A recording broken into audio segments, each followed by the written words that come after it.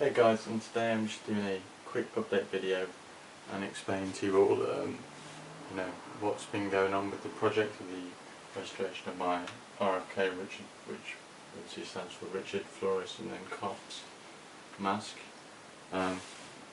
So I have a few things to mention which are quite important about the restoration. So first of all, the flutter valve for the mask, as you can see on my mask, is not present, as well as the flutter valve. However, I have some very good news, and that a friend that I met through eBay and I'm now talking to on Discord is now working with me, and we've managed to produce a Reproduction 3D printed flutter valve guard.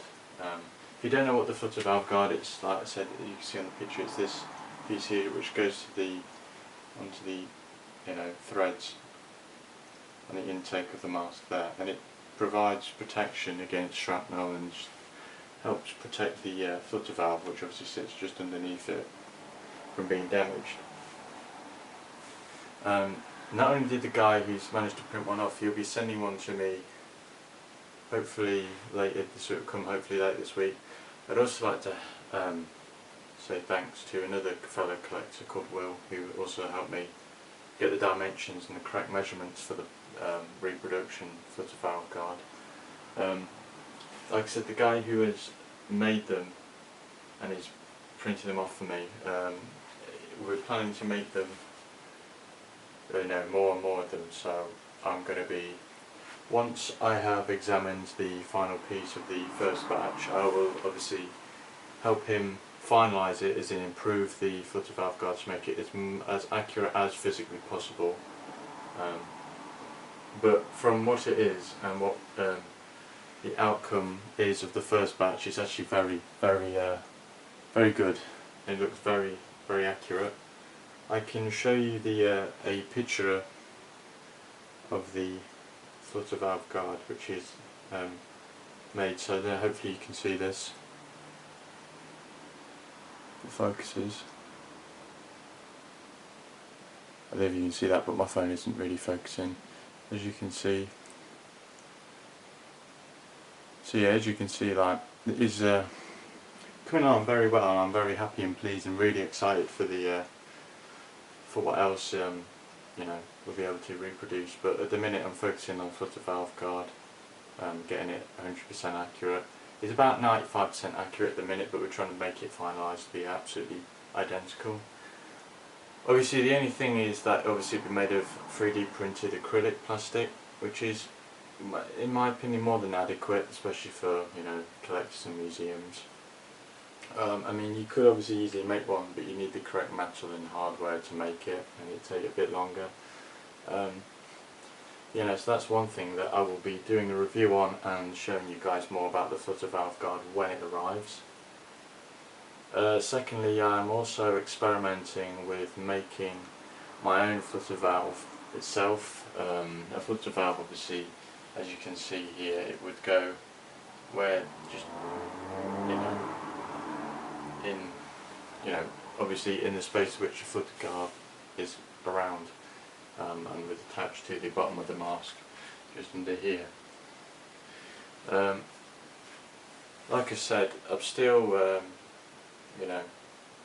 experimenting with it. I'm not going to say much at the minute because not much has, I haven't decided how I'm going to produce them. I know that another fellow collector known as Jack, or Duke Nukem 3D, has experimented and made a few early flutter valve on the process of dip moulding, which is when you take a liquid rubber which is then set onto a template of paper or card. What other material is then left there to solidify, and is then, once fully cured, is made into a flutter valve. So, but he is more knowledgeable not only on these masks but also the production of the flutter valves, and I'd suggest you check him out and his channel out for a much more in-depth video about them and how we produce them. I'm not sure exactly if I'll be using the same method. I might try it, but I'll probably be using a slightly different method. I'm not going to say anything yet, but I will be experimenting in the next couple of weeks on making the flutter valve, because there's a few ways to make them other than dip moulding. But and of course, I'd just like to mention that I will be making them like functional flutter valves as well. But anyway, other than that, another thing is I'd like to give you guys some news on this. I've actually got the same guy who I've actually contacted about the flutter valve. He actually makes filters for the wall masks, which of course, as you can see right here, that's a green J type filter, as you can see. He's printed me off two, and obviously paid him, but he's printed me off in one in the dark green like that J type filter, and a black one for my small box respirator, which I'll do a video on at some point, hopefully very shortly. The only other things I'm able to do is probably replace the hose, and after replacing the hose, maybe, I doubt it, but maybe trying to sew the head harness to a better state, because as you can see my head harness is pretty deteriorated, but other than that it's in a fairly okay condition. I mean, the canvas itself is in good condition. The rubber inside is obviously falling apart because of its 100-year-old age. Other than that though, it's in fairly good condition, and as I said, I'm very happy that I own it, and I'm really excited to restore it. Another thing to mention is that the only things I was also thinking about reproducing is the instruction card. However, once further investigating about reproducing them, I've realised that Soldier of Fortune and a few other companies actually reproduce the gas mask, the mask's service card, repair card, whatever you call it, service card, and it indicates inside the days, hours and usage of the mask and filter in particular, and it would be attached to the mask hose, as you can see here. But yeah, so I'll probably be purchasing one of them at some point, and then I will obviously attach, and I will do a review on that. The only other thing as well is the carrier, which I'll probably have to get a reproduction out. Soldier of Fortune and a few others, as I said, have made a few, not only reproductions of masks, but mainly the bag, which is the important thing to me, is the bag itself. They're actually fairly well made, but you could easily make them a bit more accurate with a little bit more time put into it. Other than that, there's not really much else to say, but I'm just giving you guys pretty much an update. Like I said, I will be just after shooting this video, I'm going to be trying to make some more templates for the flutter valves, and I'm finding a process other than dip moulding to reproduce the flutter valves themselves. Other than that, there's not really much else to say at this stage. However, like I said, once the filter and valve guards come, I will do a review on them separately, as in a review of how accurate and how how useful they are. And yeah, and then also do a video about me, using them to help restore this mask.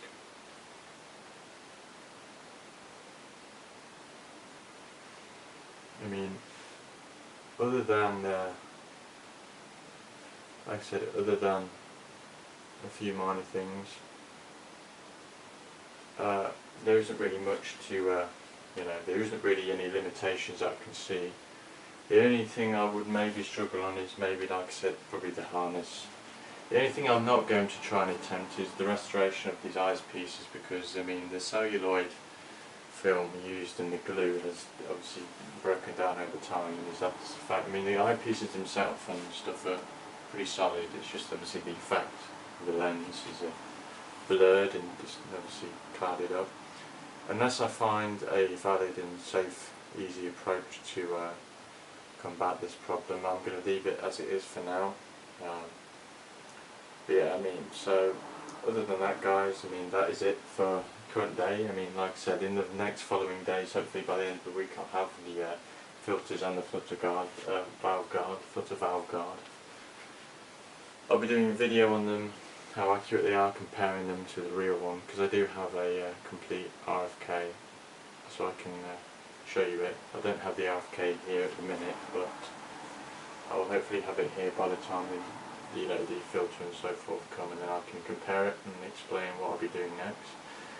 The hose, by the way, I don't know if I've mentioned, I have a spare hose laying around, so I'm going to be using that because I might as well.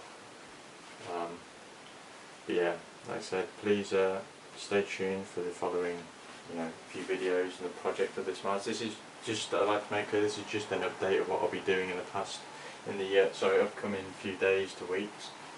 So I suggest you stick around because this could be very helpful for anyone restoring masks, in particular WW1, and yeah. But anyway, guys, thanks for watching, and goodbye.